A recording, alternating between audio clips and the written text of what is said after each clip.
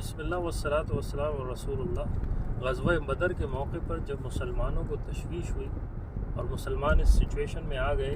کہ پورا مکہ کفار کا لڑنے کے لیے پہنچ رہا تھا، تو آپ علیہ الصلاۃ والسلام کے سامنے مقداد رضی اللہ عنہ نے ایک تقریر کی،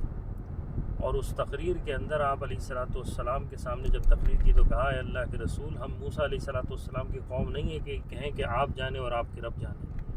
ہم مقابلہ کریں گے آگے سے، پیچھے سے، دائیں سے، بائیں سے۔ تو آپ علیہ الصلاۃ والسلام کا چہرہ کھلکھلا اٹھا۔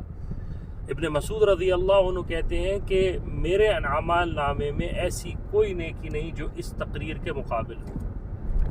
یہ واقعہ سیرت کی تمام بڑی کتابوں میں موجود ہے، سیرت کو پڑھیے، اپنے بچوں کو پڑھائیے، اور اس واقعے کی ڈیٹیل کے لیے تفصیل سے غزوہ بدر کا واقعہ دیکھ لیجئے، اسی جگہ موجود ہے۔